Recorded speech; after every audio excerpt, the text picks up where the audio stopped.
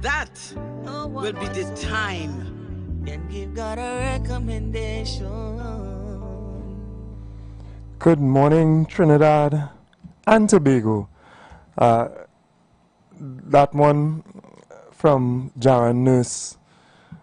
You know, when it comes to heaven, there's no one who can give you that recommendation. What you need to do is work on yourself and ensure that you, by the mercy and grace of God, are able to make it.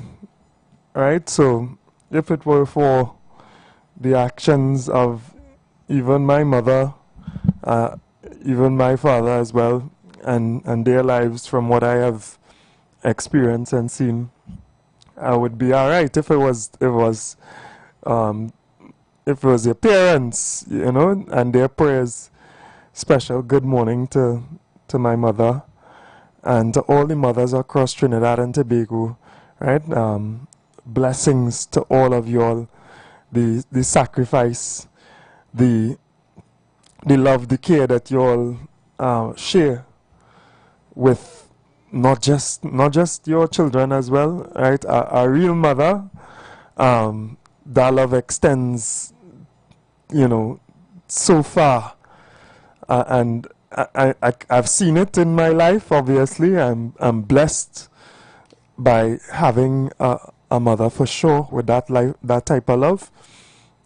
But beyond their efforts and their prayer and their good works, right? We all as individuals have to do our part for ourselves, right? And that's the message that Jaron tries to share in that one, right? And you know, you're always giving us excellent messages. There is that love and that care and that godliness existent in some of the entertainment, the music that our people produce as well.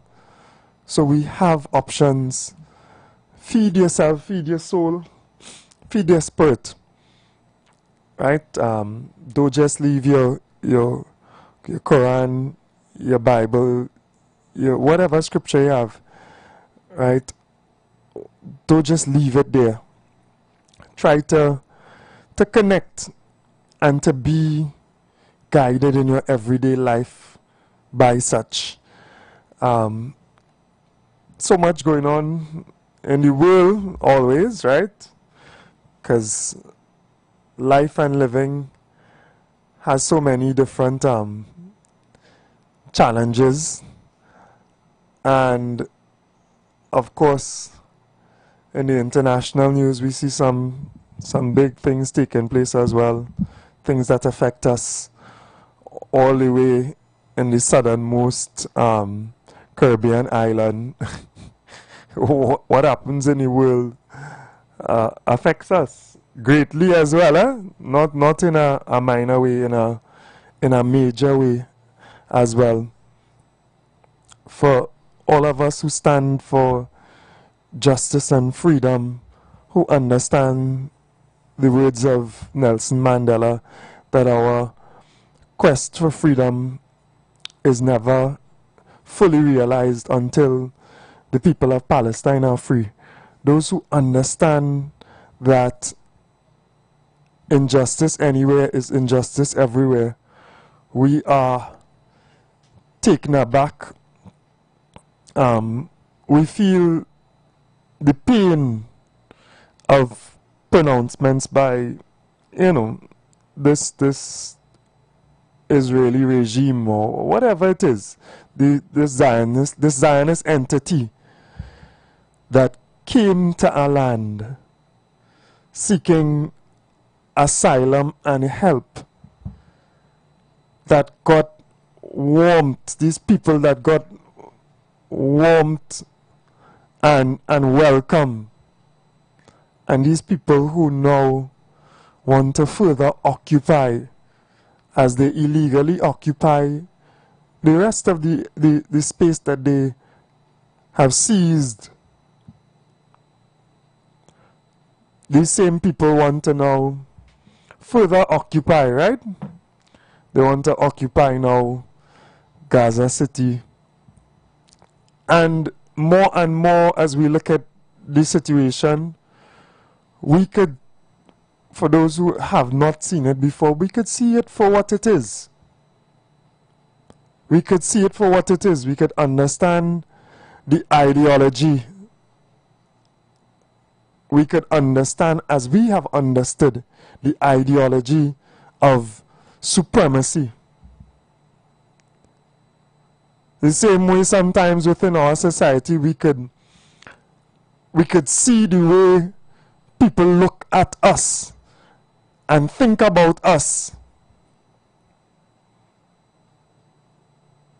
We could see that they lack consideration. We could see that in their eyes we are not, in their eyes, their warped eyes and their warped mentality that is devoid of proper guidance and substance. We could see what they think about us. Because you have to think a certain way about another human being to subject them to the wickedness, the cruelty, the indignity, the death, the destruction. 61,000 so much human beings. And we know historically those numbers are small compared to the hundreds of thousands. Yeah, we could take it further. To the millions of human beings. Right? Me, you, the masses of Trinbagonian people, we identify people as people, right? To us. Millions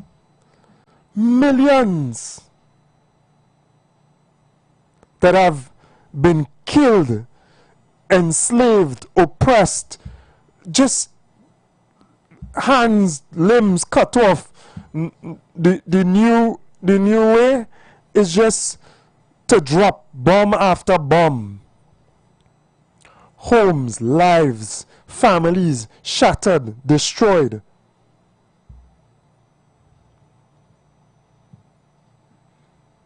And now, what today is the 8th of August in the year that they could 2025, right? According to their, we sit where we are all across the world. Hundreds of thousands crossed the bridge in Sydney, Australia in protest. Hundreds of thousands all across the world. Millions of people speaking out. And we have to sit and look at those who are superior in might, who have more bombs and who have nuclear weapons and who have the ability to kill. That's what it boils down to. A proficiency to kill. We now have to look at them, occupy even more.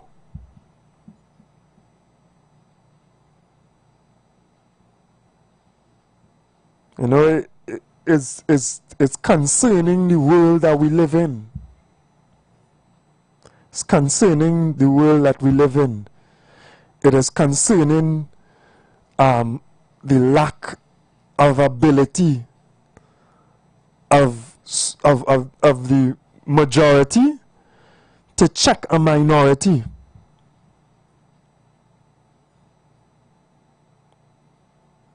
It is concerning that, you know, we wake up this morning and we know that there are arrest warrants for people who are committing genocide on that level. But then you see people who have the strength and the ability to enforce protecting those individuals. And it isn't any different, because the King Leopolds and the slavers and others were protected. They were protected. That is our history understood.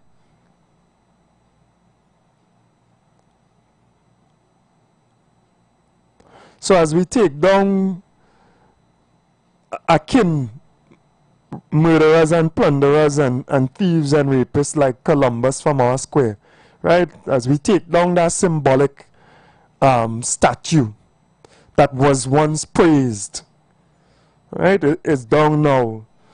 Thank God, right? We have to understand that that mentality still exists.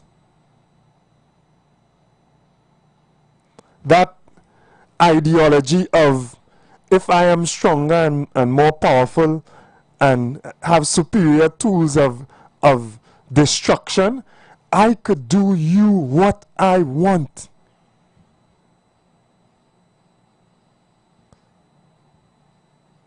And of course that includes take whatever land you stand on. Because you don't matter as much as me, because I am more important, and my thriving off of plunder, off of wickedness is more important than you and your children or whoever. It's more important. You don't even, your living doesn't even matter. It's a concerning ideology. It is an ideology that has no place in this world. It is a concept that has no place on the face of the earth. But it exists. And we must understand it. And we must understand that even among us, there are people who look at that ideology and that behavior and they adopt it.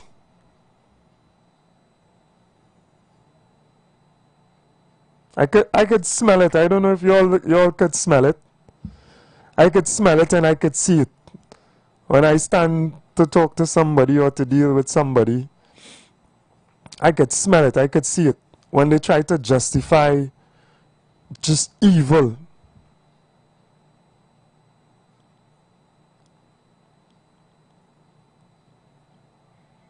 And I don't know how much of us believe in a paradise, but I sometimes definitely to resoundingly reinforce my belief in some type of other judgment, I'm forced to believe in a hell. I'm forced to believe in a place that is terrible for the creatures that choose to go on that path.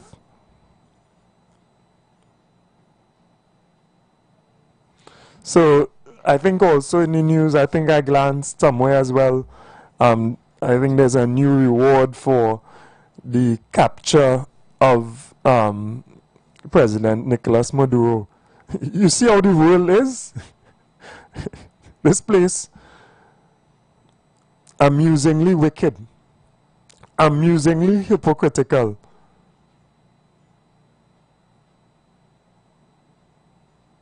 It is amusingly hypocritical. So let us open our eyes to what is going on. We are happy, like I said yesterday.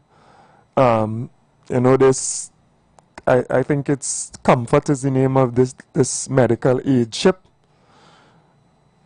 even that, I'm so concerned. I even concerned. I mean, we welcome the assistance, whatever, but I'm forced. I'm forced into a position to look with one eye closed, one eye open, just in case, because I have to question sometimes intentions and actions, because I see other actions consistently.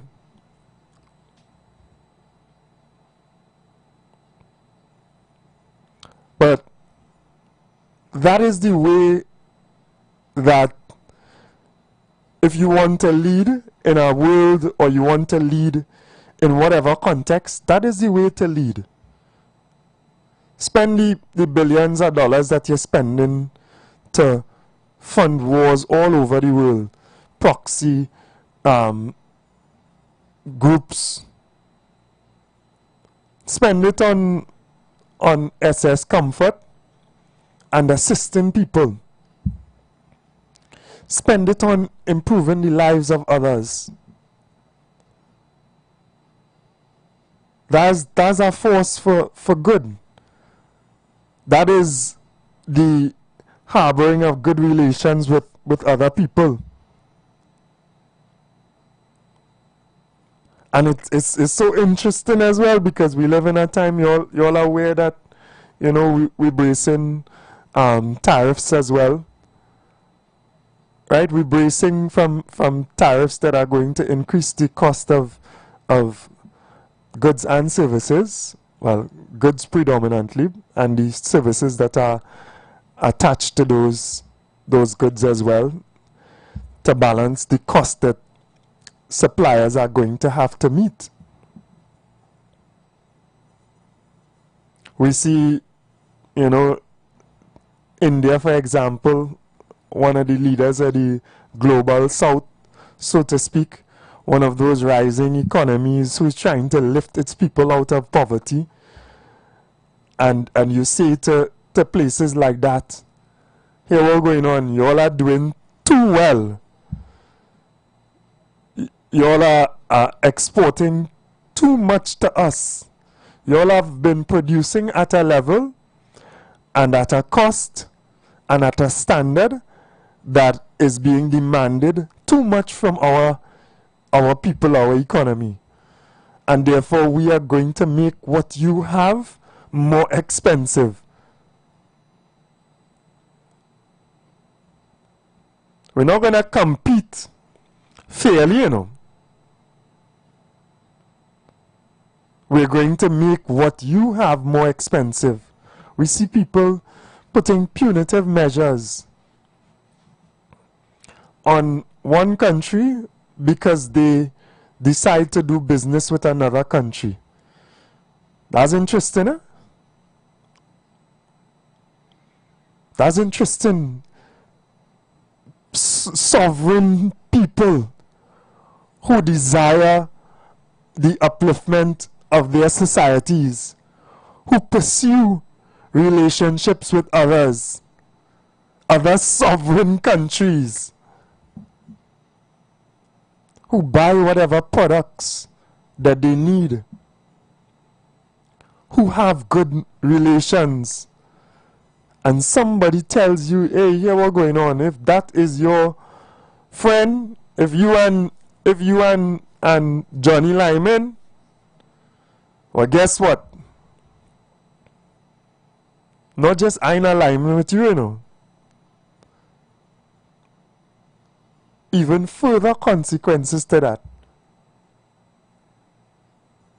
Your export, your production and your export is going to be curtailed. It's a real interesting world we live in. Right? It's Friday. I want to stress all this so much, right? We have to have that ability to cope with all of these realities of life and still smile and still give thanks and still see the beauty as well, because there's so much beauty as well. And there is resilience. There are people who have stood up. I'm talking about the relations between people, and I'm remembering, our brother Nelson Mandela and his statements. His profound statements, clearly stating, listen, nobody can tell me and my country who should be our friends. Because when we were struggling for independence, somebody could tell us in the world from this diaspora that Haiti and the people of Haiti, because of their ancestors and what they have contributed to our freedom, that they are not our friends, that we should not stand up and try to find and help to create solutions for that place and those people.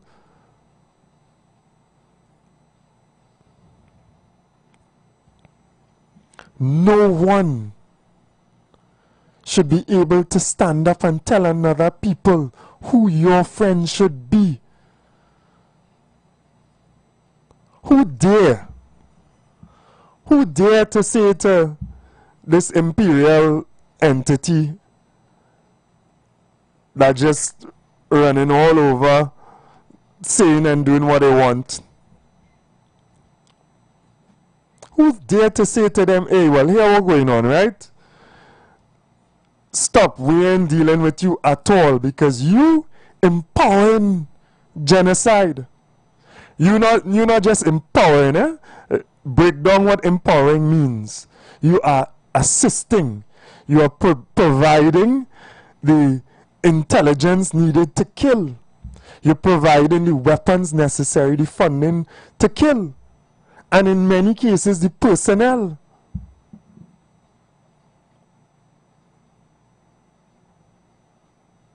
Because is how much? 1 in 2 with dual citizenship? Boy, if I was Trump, I would listen to Jaron Nurse, and I would change my ways. Today, I would issue an order to change all them SS whatever, Hoover and this one and that one, all these military craft and aircraft and this, change them all to Comfort, SS Comfort, and go through the world and try to make up. And try to make up for the evil.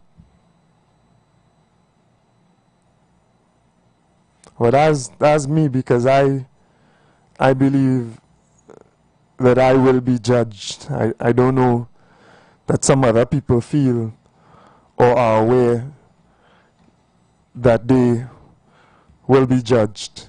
So we take the break and then we will go into another gear, because while we touch on the international issues that affect us,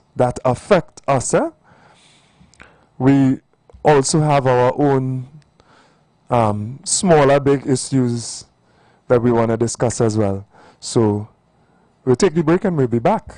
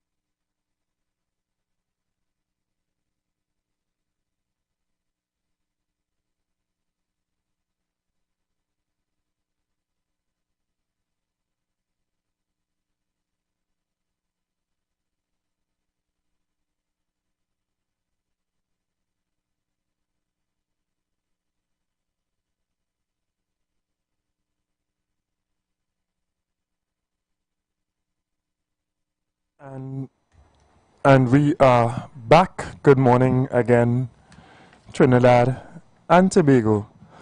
So I saw this media release as well yesterday, and it's from the CPEP company.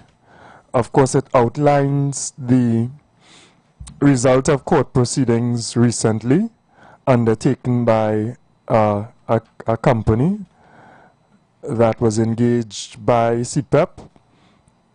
And of course, for those of us who are following this issue, the company would have had their matter stayed, the matter against CPEP stayed for two reasons in particular that stand out to us. One is that there is another mechanism in the contractual document that allows for mediation, and usually you can't go to a court if you have not exhausted all of the other avenues available to you, especially if they're outlined in a contract. But more significant to that also is the referring of the matter, and that is the decision to extend those contracts without the approval of cabinet, and the fraud that is being alleged around that process, and the CEO of that company outlining some really damning instructions without proper cabinet approval, a minister directing certain things to be done. So the entire matter, that matter in particular that is now in the public forum, that has been raised and has serious legal implications as well, has been referred to the Director of Public Prosecutions for his purview as to what action is going to be taken against liable parties, potential liable parties there. So pressure, the actions of the PNM and the line minister at that point in time, Mr. Arawi, having some tremendous detrimental effects on a program that obviously I spoke about yesterday is important from a human perspective in two ways. One, with the tremendous work that they provide. I think there are a few people, who can cast aspersions or say negative things about the actual work that CPEP does, right? The actual work. Some more than others, and as we have seen, as outlined by this administration, as evidenced as well, there has been a level of corruption and throughout different programs. But in general speaking about the productivity of that entity, we do, and we have seen now that it is absent, the effect on our communities. And the second issue, of course, is the human aspect, which moves us, which moves me, which moves others, because obviously, those people who are not in a position of earning, who are not in a position of work, and we reiterate that importance of getting through this process or circumventing this particular entity to get those people working again and to get that essential service that they provide going again, right? As the minister and prime minister, etc., others who have these enormous considerations, I don't envy all at all. Even from where I sit, just as a concerned person, my mind is working thinking of ways that something can be done so that the least possible effect is felt by the people. Too often, way too often, it is the people who suffer. It is those who are most vulnerable who really face the trouble. And it takes me to, a very profound saying that I was taught on the road. on the road, right? I can't forget that day too much, right? But a security officer, in particular, would have taught me this important proverb, right? And it is when elephants fight, the grass gets trampled. So often, when big entities fight, it is the small, what they think is insignificant, the blades of grass, the thousands, the millions of blades of grass around where they trample because of their engagement, because of their fight. It is the grass that gets trampled. So therefore, we as the multitude, as the grass as well, have to be very cautious not to get too involved. But the elephants as well, the elephants that exist also need to have caution and also need to manage their sparring and their fights. Because if you trample that which you need to survive, because you feed off of, then you create your own destruction as well. And we see a very destructive world. I wanted to take a little time to also help for us to understand what the implications of these economic decisions being made by one of the global leaders, right? I wanted people to understand, because we sometimes we may speak about it, but we are not 100% sure.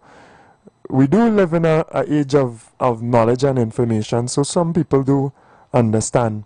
But just to clarify, and that is around this topic of tariffs, of course, it helps for us to go to a meaning of what the actual word means, right? So a tariff is a tax or a duty to be paid on a particular class of imports or exports. And what we see now is a wide application, of taxes, of duties on imports, right? Imports into America, thus exports that are exiting countries to go to this large market. Of course, America is a large consumer. But also America is a point of call. It is a clearinghouse as well. It is a place for trade. Good morning, caller. Morning, welcome. Good morning, Fuad. Yeah, man. Morning, brother. Welcome. Yeah, you hearing me now? Loud and clear. Go ahead. Right. America is a clearinghouse. America is a science, etc. But Trump is trying to encourage businesses to come and set up offices there or factories there so that more people could be employed. But let's be realistic. how many Americans will want to do the job that other people do it? Same thing like Trinidad. How many Trinidadians want to do the job that the Chinese doing now? Because we feel that is too, low class for we. You understand? So it's a whole attitude problem. There are 4 issues now. Let me deal with the statute for us, the Columbus statute. I am neither saying no there or what they do with it. Whether they move it or they bring it or they make it higher or lower.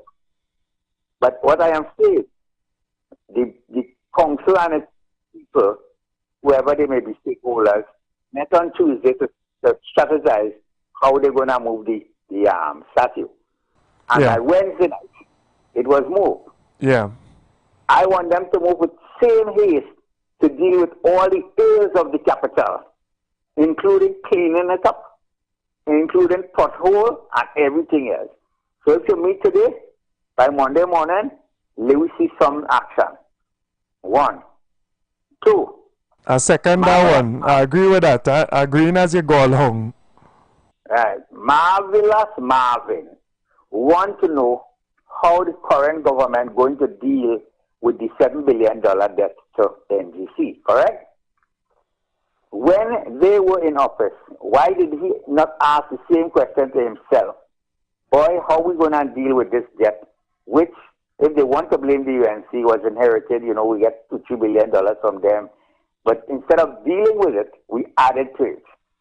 So now, and the RIC had met several years ago, maybe a year or 2 ago, and made its recommendation. But every time you ask them about what is the decision of cabinet, well, cabinet can make no decision yet, and cabinet, they know what they was going to do, but they didn't want to do it before the election. Too close to election, but they had the intentions. They had the intentions, you understand? So it was too close to the election, so that they couldn't do it, right? Thirdly, CPEP. Why the government, in 2015, they say they had a clause approved by cabinet giving the authority to the board to accept new contract, to refuse new contract. Where on earth do you hear a man with an 18-month contract still working there, but you come and you renew it till 2029 without doing a proper evaluation? You understand? So what was the justification of that? Was it to satisfy the contractors because the contractors were people you choose or people you approve? You understand? So all of these questions need to be answered, and answered properly by those who were in authority, because they create all the problems. And I feel sorry for Karim Marcel. Karim Marcel is a young lawyer. Maybe a bright lawyer. We don't know. I don't know. But for him to take the leading light in this case against CPEP and make all the noise, while you have some veteran lawyers inside of the party, like Stuart Young, Faris Harari, and what they call the next one? Keith Scotland, the court man. You understand? Then take a back seat and then put this young fella inside it to face the music. If he learned now that he's being used, you understand, he would never learn. Thank you. Yeah. Thank you very much. You've outlined some very important things for us there. And of course, the conversation around the increase, well, there are going to be no increases in electricity rates. But the conversation around income and expenditure for TNTech and the subventions that are existing and that will continue are topical as well in the wider sphere of our ability to budget and the challenges that we are having financially as a country. The solutions that have been outlined by the PNM are obviously not palatable, right? They leave a bitter taste in the mouth of citizens, and we should understand that if the PNM were there, that those solutions would have us reeling. Morning, brother. Welcome. Yes. who are blessing uprising. Give. Yeah, man. Thanks and praise always. Welcome.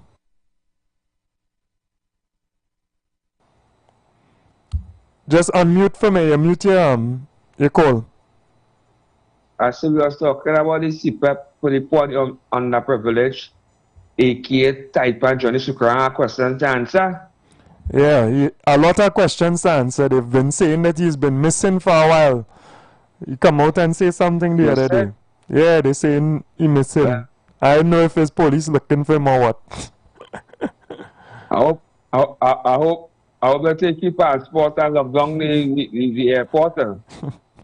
Oh God, they saying he come and say they saying he say that the cabinet approved this and to do it.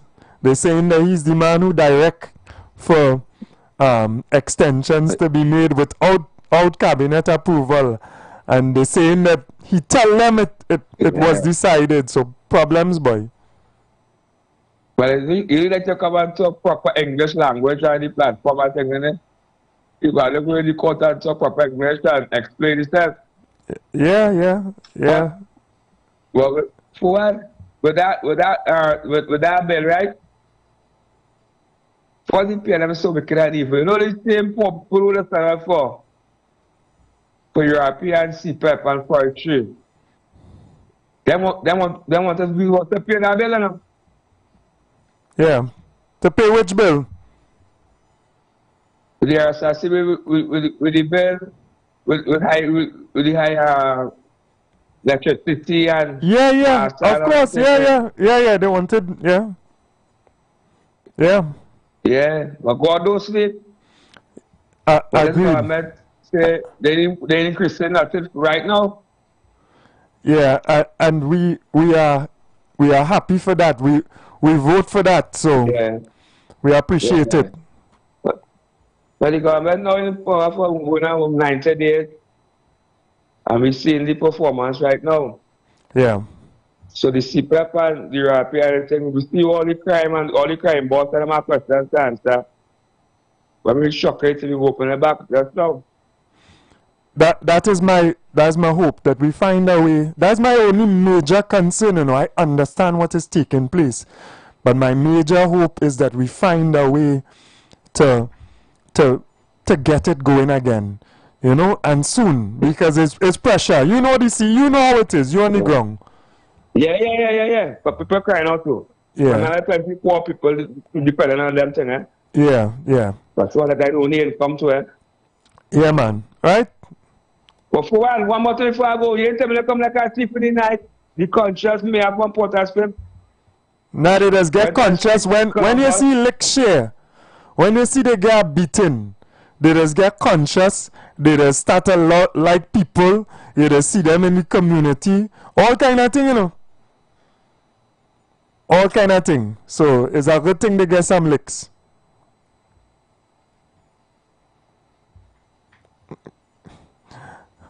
Alright, you mute again, boy. Blessings. Take it easy. Yeah.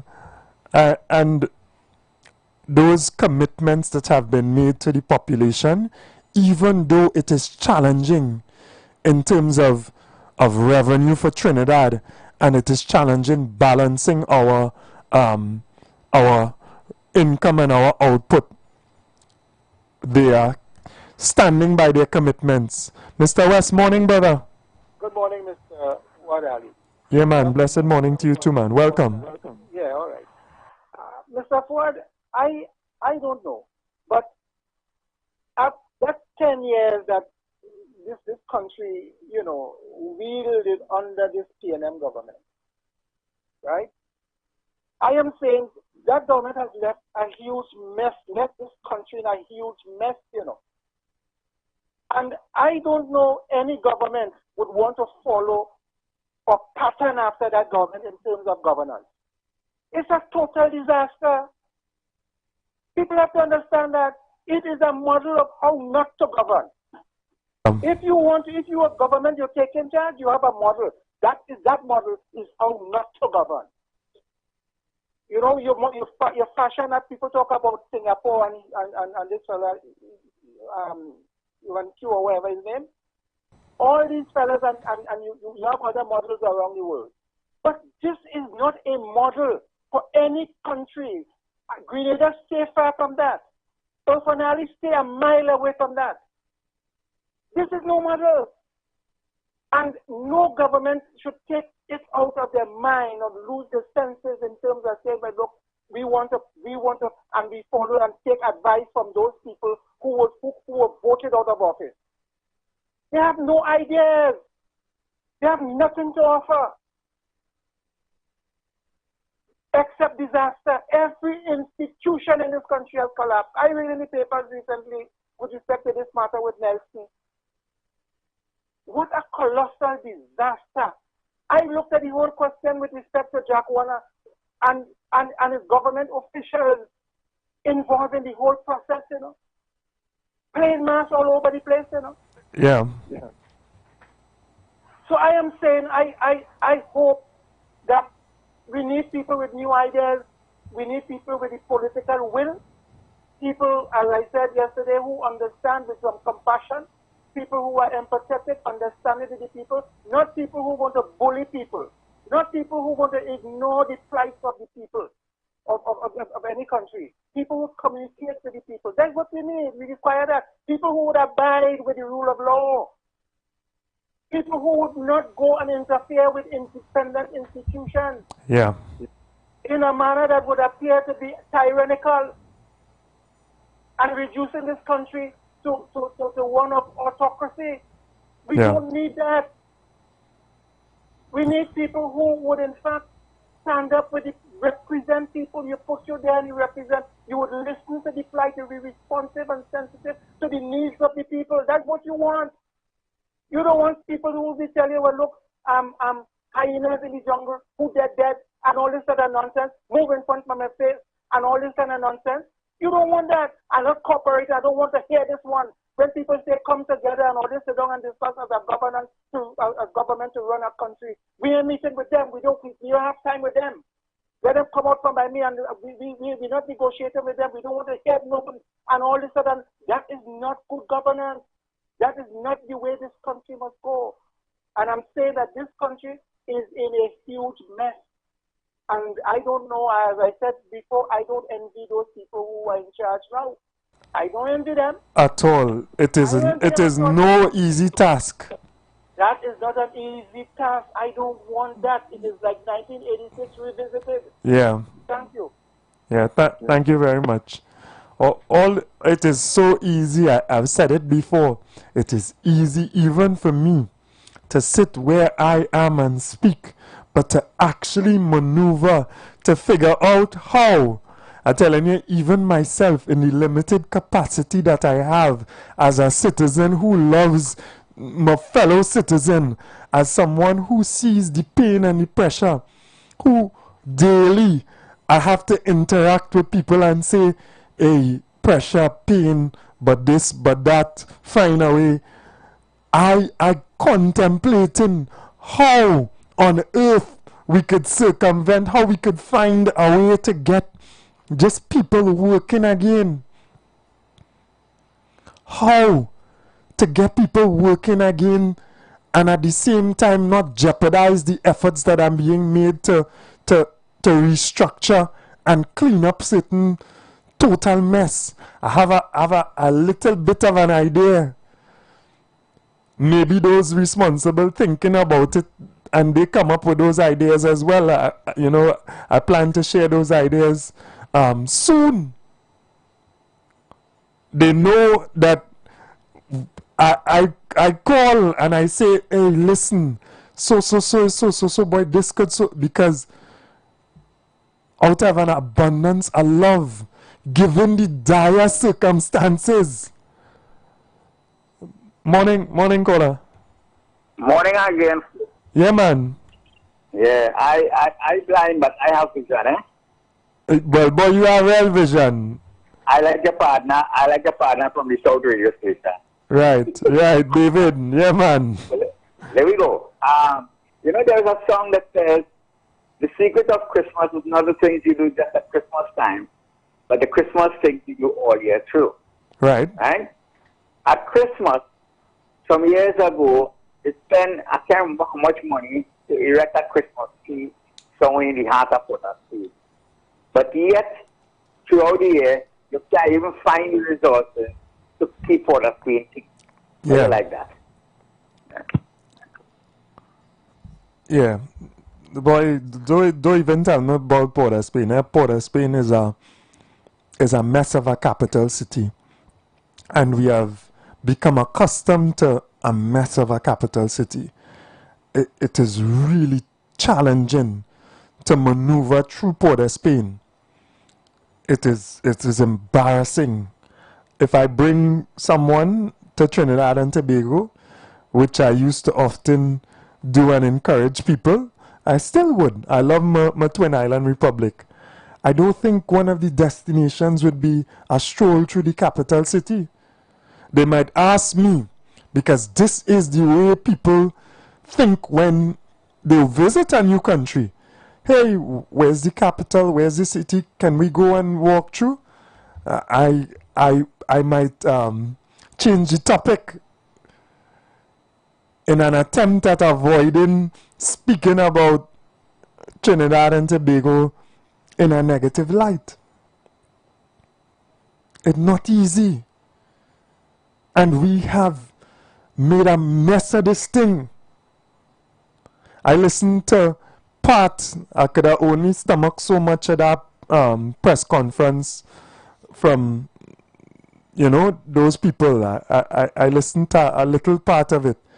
And their advances were that government should adopt the recommendations of the rate increase for electricity and even potentially water rates to balance off cost.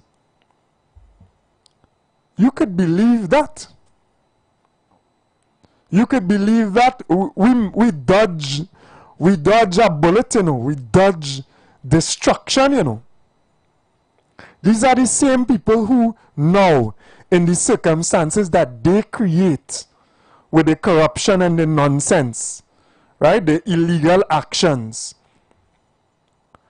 the desire to go back into office so you do the wrong thing, the corruption, the process. If we think about it, the process of this electioneering as well, it is questionable. The people who brought these difficulties on us and claim to care,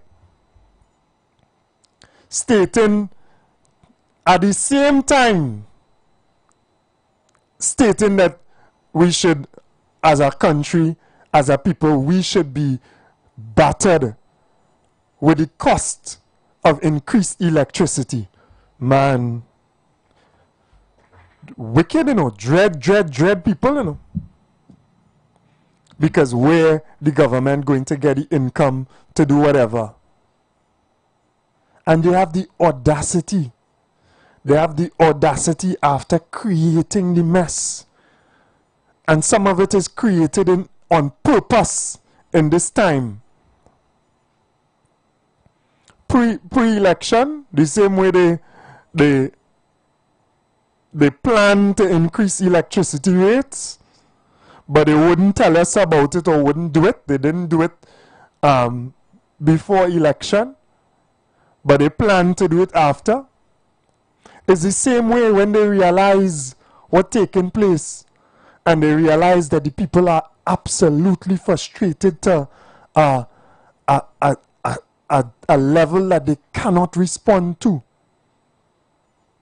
Some of them see the writing was on the wall, you know. They sabotage the actions.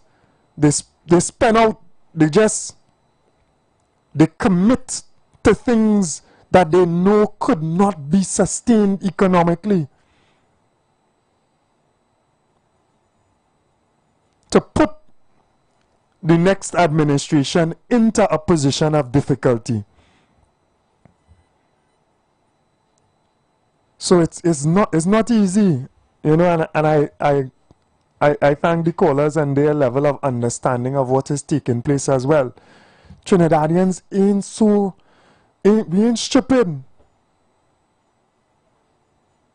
Some of us, sometimes we ain't paying attention. Some of us, our heads are down trying to find a way through this maze of life. You know, may God give us the strength. Because maneuvering. May God give us the patience. I know it's a period in which people running out of patience. It's challenging. It's challenging. And overtime, my mind working overtime, and I'm sure about some people, I'm sure about some people within this administration. They're working overtime trying to figure it out.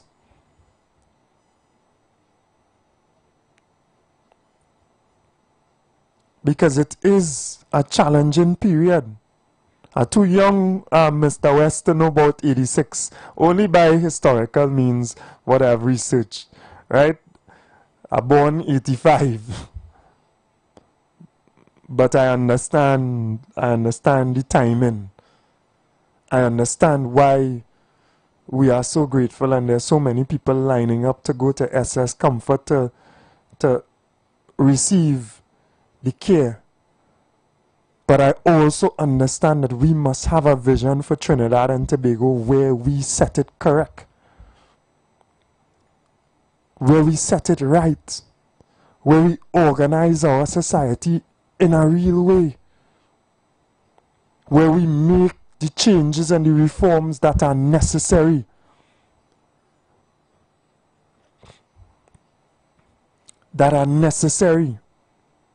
And we make them in a manner that is understanding to the current situation. You can't go from where you are to 10 miles on without a journey. And we have to be cognizant of the effect that change has. And when you deal with the human being, even in our physical nature, as much as we may think we strong and we resilient, and we are also fragile. We are also fragile. So we must understand the fragility among the disadvantaged, among the people who are on the edge. Those are the things that I try to communicate consistently. The human impact of this thing. When we have to deal with the human impact of decisions of people who make decisions without a care. And one of the callers was saying that, you know, what they're doing by these taxes is trying to make America great again, right? That's the general mantra. But at what cost? And is it really the American people you're trying to give more to?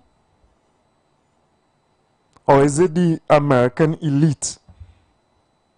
And is it that you see yourself and whatever nationality or whatever you want to call it as being better than others so that you can jeopardize the future and the lives of others for your benefit? So we have to also cope. I want to say cope, you see the word I'm using. I don't want to say grapple, even though it may be of that level of challenge. The entire world is facing this weaponized action of tariffs. And our Prime Minister and our country, our leaders, and our people now have to face this as well in Trinidad and Tobago and the implications thereof. So our Prime Minister would have contemplated maneuvering and how Trinidad and Tobago can survive and continue to function with these challenges that we are faced. And she outlined, as is carried by this Express article, that we have 3 options. And she outlined 2 of the options of the 3 that she would have identified. And she said the first is to continue dialogue with the United States. And she cited the decades-long friendship between our 2 nations. And then, of course, the second is to explore alternative export markets, which Trinidad and Tobago, particularly within the Caribbean as well, we do have a level of ability to market. We have marketed our goods and our services throughout the Caribbean and even Latin America, and there are some of our organizations and entities that have gone on to Europe and North America and other places. Indeed, we have started to do business on a decent level as well in Africa, which is a huge market that we are working assiduously towards opening up. We have our major production of derivatives from the energy industry. And we have explored in the past. I could remember some of the efforts of Mr. Manning in particular with our LNG shipments moving far and wide across the world. Right? Far and wide. And now we have to continue in that vein to supply, different markets where we won't be challenged with those extra costs that will make what we produce unviable.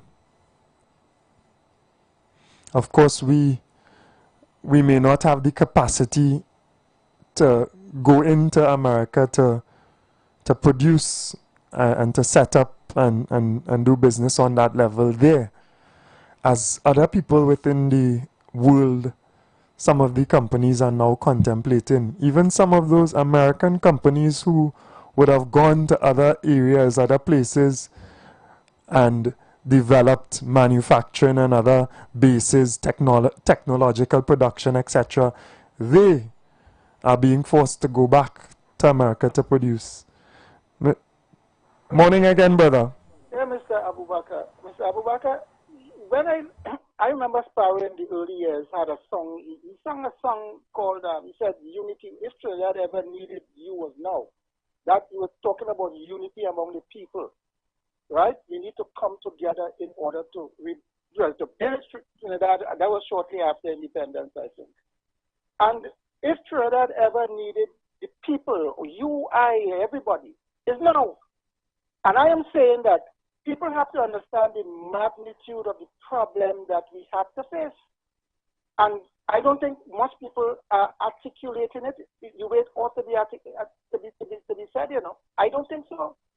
The fact remains in the 60s and 70s, 80s, 90s, you could have gone to England, you could have gone to Europe, you can't go there now. They have tightened up with respect to their immigration. You can't go to the only place where you may have but they themselves, because of the influx, the potential influx of persons coming from the Caribbean, Africa, and all these other countries, where America have in fact disrupted the immigration flow, right? There's very few avenues open for your young people in Trinidad and Tobago. In the 70s, 80s, people left here to go to England to study nursing and whatnot. Prior to that, after the World War in 1957, you had the wind of change where people left and they got employment. They work on train, buses, all nursing, all these different things that no longer exist. So you have to look inward now in the context in terms of creating jobs and creating opportunities to a large extent. And people have to understand that. They didn't do that. They didn't prepare the people for that. And you see what is happening now. This 15% tariff, what it means, you know, as you explained, Mr. Ford, the fact remains that yes, goods going into America is a duty, coming at a custom duty on goods coming from Trinidad and other countries entering the United States. They would increase the cost to the American people. So you have the question of your competitiveness in America, right? It would cost those people, the American people, more to purchase your goods coming from Trinidad and other countries. And therefore that would reduce the demand for your product. You have to compete now in terms of if you have the economies of scale, and if you could produce at a higher quality, then you may stand a chance. That is where we are. So we have to look for other trading partners and make other trading arrangements in order to survive. And therefore, with the limited forex that you have, your foreign exchange reserve, it's at the lowest. And to import goods, anything you import in, you have to pay for it in US dollars. If you want to include the same CDAT drugs, you have to pay wherever you're buying from. You can't tell them you're getting MPT money. They don't want that. You have to give them the reserve currency of the world, which is the US. And if you don't have it, you're not earning it. Then you have to do without it. Government has to prioritize what is necessary and what they can lead. So in fact, your country, the people would suffer. This is where we are today, and you have a deficit of almost $9 billion. Yeah. How are you dealing with that? So I don't think, and people need to let the people know with some seriousness what the calamity that they face, that we face. Thank you, Mr. Abubakar. Yeah. Thank you very much. When outlining the challenges that are faced, I really like to outline the opportunities that exist as well. And we see that this will cause us as a nation to push towards different markets. It will push us to uniting with the global south. So while we may have valued the purchase of goods and services from North America, etc., now we are forced to look to other places, maybe our pharmaceuticals from India and other places, which we have started already. Because it is a challenge now that we face. We already have the challenges of Forex. Maybe we need to trade as a global south on a larger scale. Maybe some of the things that we are accustomed to in terms of the labels and the brands, maybe we would not be able to really afford those things to the extent that we afford them now. And we have to trade with partners who are willing to trade with us.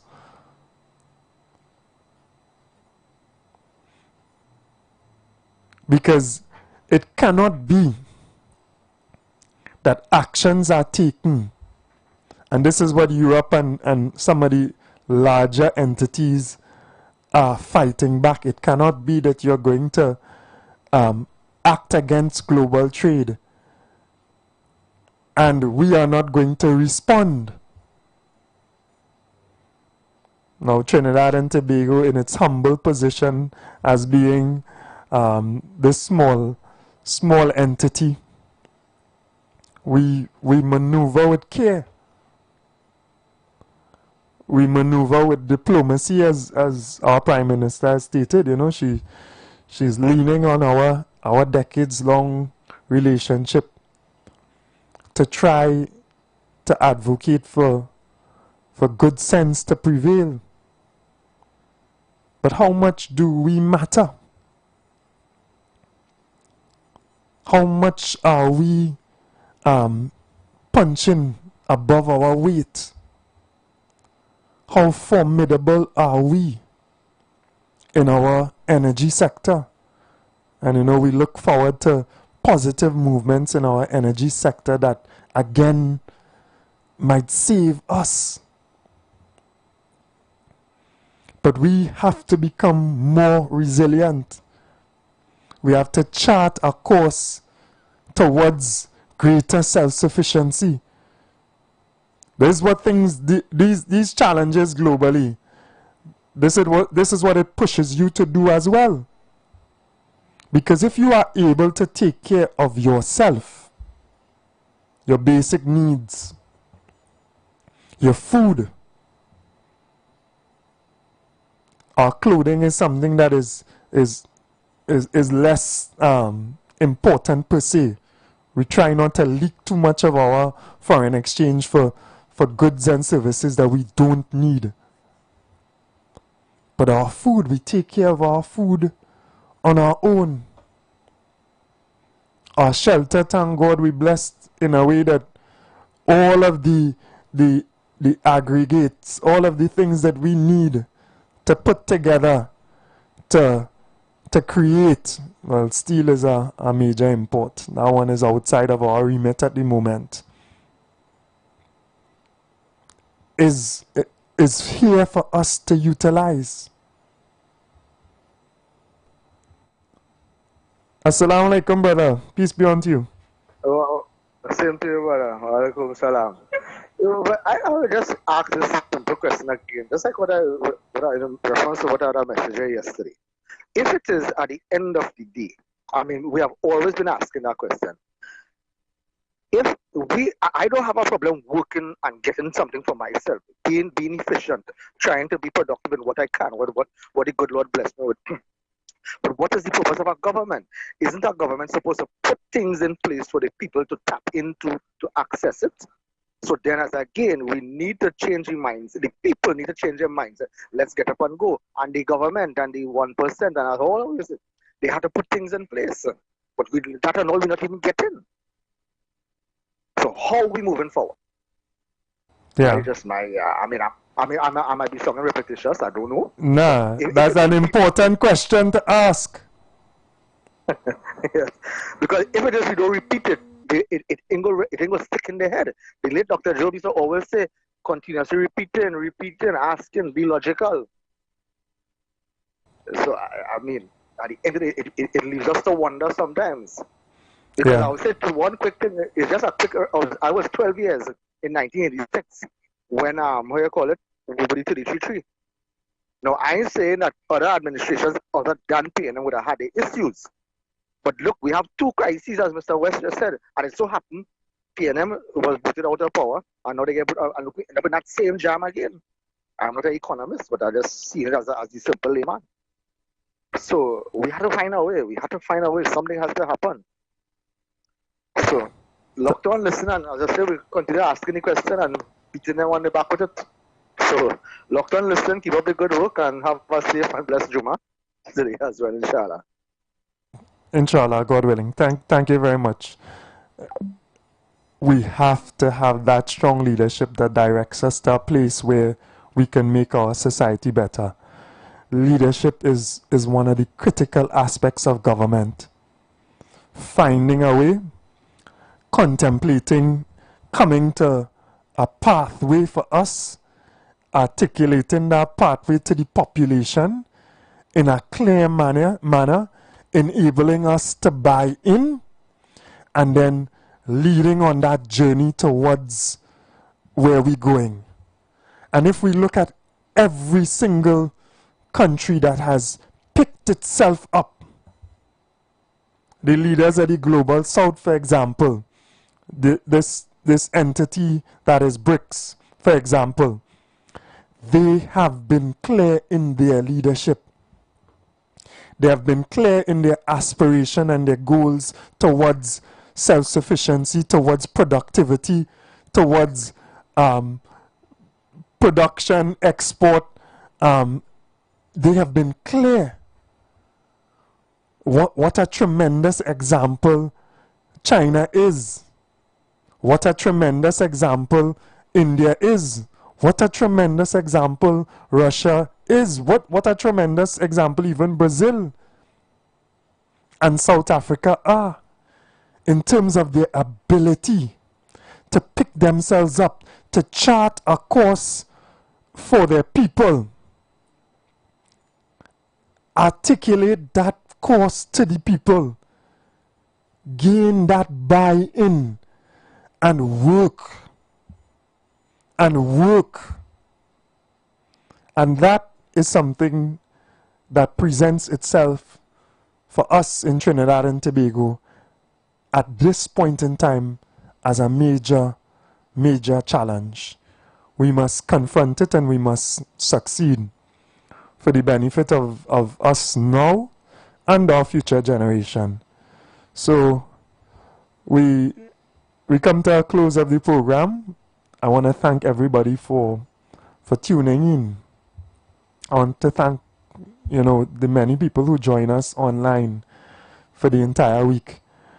Right? Let us make that effort. Let us understand what is going on in our society, in our country, and let us work towards making it better. Right? So you all have a blessed Friday, right? A absolutely wonderful weekend, and God willing, I'll be back with you all Monday. Take care.